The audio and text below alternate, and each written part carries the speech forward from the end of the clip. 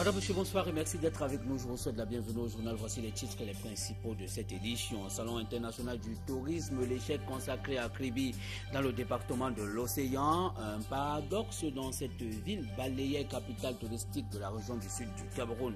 L'hôtel Hilton dans la ville de Yaoundé, désormais sous haute surveillance. François Bozizé, le président centrafricain déchu, y réside depuis quelques jours. Retour sur le climat dans cet établissement hôtelier dans ce journal.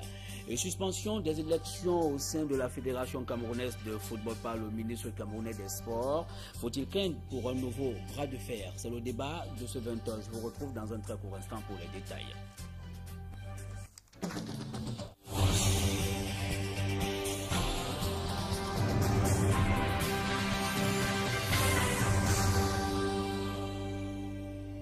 Une fois de plus, bonsoir et merci de nous retrouver sur le 20h. La journée mondiale de la protection civile se célèbre en léger différé à Yaoundé au Cameroun.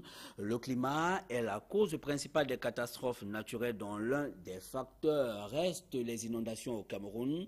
Le constat est fait en Kolbison. Kolbison, c'est un quartier de la ville de Yaoundé réputé par les inondations. Les détails dans ce reportage de Yannick Mbazoa.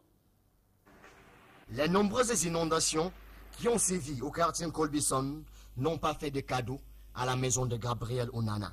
Quand il pleut, à partir de voilà mars, si l'eau casse les maisons à partir de mars, comment à mai, c'est le pont qui inonde, l'eau revient du pont, nous casse les maisons. Quand c'est inondé comme ça, on quitte. Tout les machins de la maison restent mouillés dedans. Reste mouillé, nous on quitte, on cherche là où c'est sec. Et maintenant c'est détruit parce qu'il n'y a pas de pont. Comme lui, il y a quelques mois, les populations de l'extrême nord subissaient la colère des eaux. Au Cameroun, près de 90% des catastrophes naturelles sont d'origine hydrométéorologique, c'est-à-dire liées au climat. L'année 2012 n'a véritablement pas été de tout repos pour le Cameroun. On a enregistré près d'une dizaine de catastrophes retentissantes. Vous avez été témoin. Vous avez vu ce qui s'est passé dans la zone septentrionale du Cameroun. Nous avons également enregistré beaucoup d'inondations dans le sud-ouest à Akwaya. Nous en avons enregistré à l'est à Doumé. Nous en avons enregistré dans le nord-ouest. En dehors de ces inondations, et je dirais que l'année 2012 n'a pas été une année généreuse pour notre pays. En dehors des inondations et de ses conséquences, d'autres formes de catastrophes naturelles sévissent au Cameroun. Il y a des catastrophes comme des incendies dans les marchés, les accidents de la circulation qui tuent en moyenne une centaine de Camerounais chaque mois. En cette journée mondiale de lutte contre les catastrophes naturelles, célébrée 26 jours plus tard, il est temps pour le gouvernement, à travers la direction de la protection civile, de prendre le taureau par les cornes, histoire d'épargner la vie à plusieurs millions de Camerounais, ou alors d'être à la merci de la pluie et du soleil. Et voici une forme plus expressive des catastrophes. Les patrons des entreprises brassicoles et autres entreprises qui utilisent les gros porteurs sont appelés à discipliner leurs conducteurs et à s'assurer de la qualité technique des véhicules. La prescription est du ministre camerounais des Transports qui fait le constat de l'implication de ce type de véhicules dans les accidents de la circulation au Cameroun. Marcelin Gangsop. Il y a 2 ans, un camion d'une société brassicole a perdu ses freins et a écrasé pas moins de 7 véhicules, tuant au passage un usager. C'était à la poste centrale, en plein cœur de la capitale. Sur nos axes routiers, les accidents impliquant les mastodontes de nos entreprises brassicoles et de transport sont légion.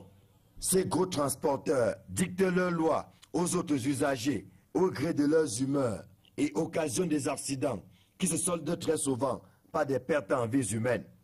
Le ministère des Transports veut que ces comportements dangereux cessent. C'est pourquoi il a réuni à Yaoundé les patrons des sociétés brassicoles, de la société de collecte des ordures, celle qui assure le transport urbain, pour indiquer le chemin à suivre. Évidemment, ces accidents sont aussi bien liés aux causes humaines, c'est-à-dire les conducteurs, qu'à la qualité technique des véhicules.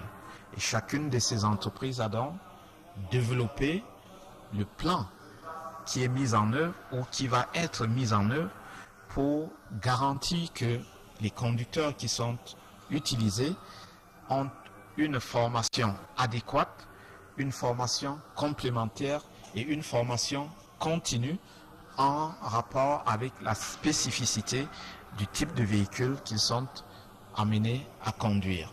Chacun des responsables a étalé les mesures internes prises pour garantir la qualité technique de leur véhicule et discipliner les chauffeurs.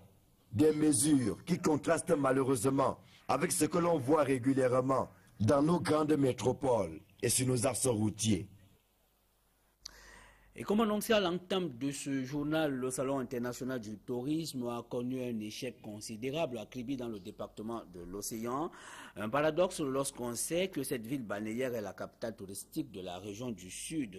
Voici le reportage de notre correspondant Joseph Abena.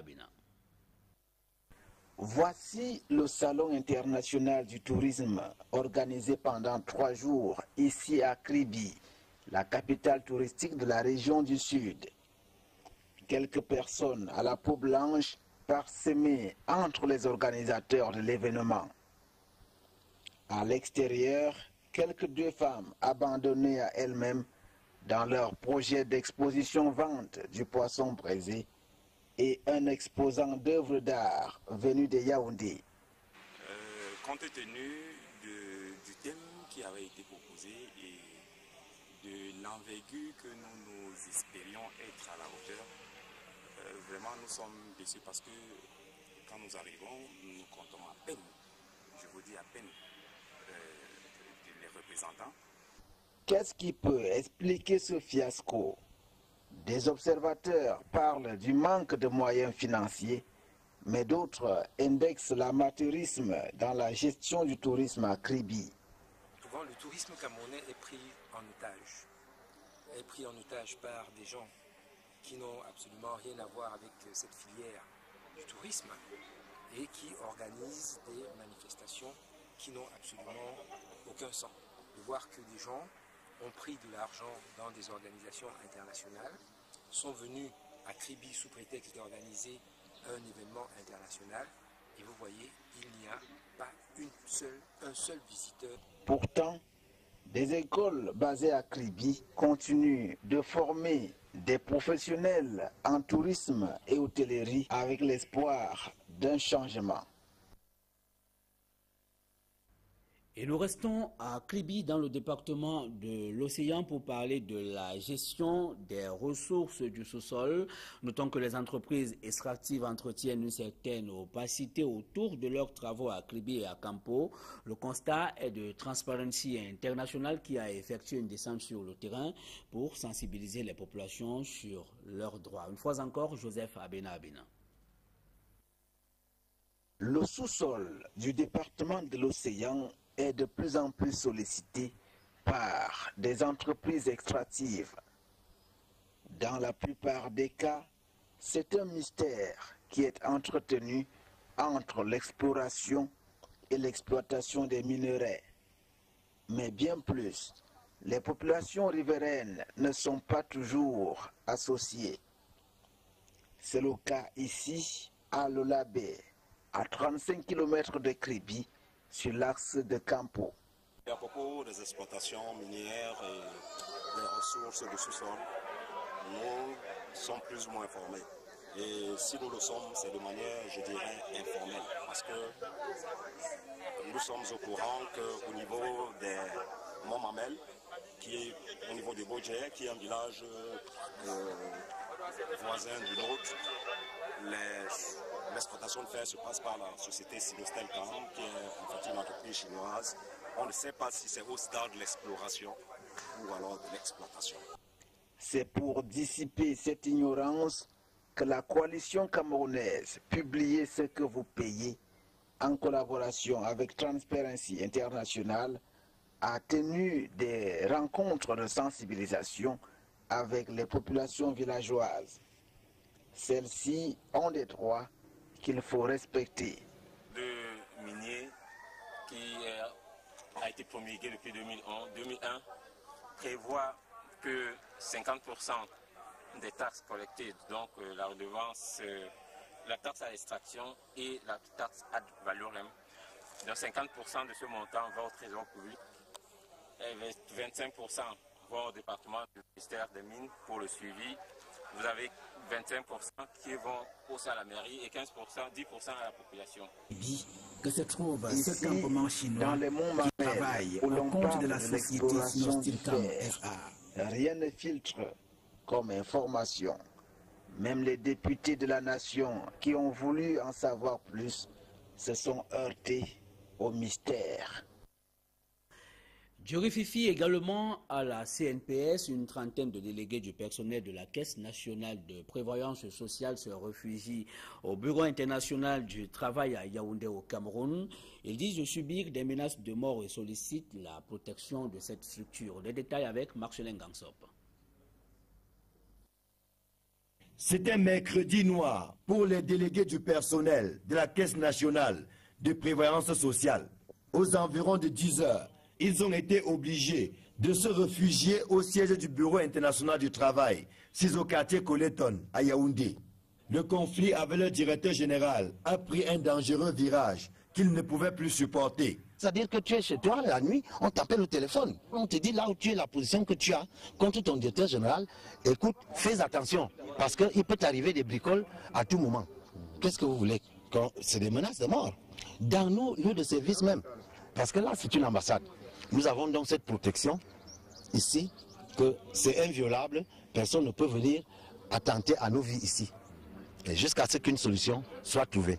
À l'origine de cette montée d'adrénaline, un mémorandum adressé aux autorités de la République est remis à la presse, exposant le mal-être du personnel de la CNPS. Nous avons dénoncé le refus par notre directeur général d'appliquer les dispositions des conventions collectives.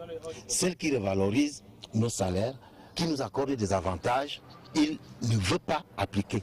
Et ça s'acharne sur nous, sur les délégués du personnel. Nous sommes devenus des parias pour lui. Aucun délégué du personnel actuellement n'occupe de postes de responsabilité. Il fait des affectations. Des licenciements abusifs sont une pléthore chez nous. Les gens meurent de stress parce qu'ils sont menacés dans leur emploi. Depuis leur abri de circonstances, la trentaine de délégués du personnel a reçu la visite du président de l'Union générale des travailleurs du Cameroun. Rien n'est fait pour qu'on trouve des solutions à ce problème qui ne fait que durer.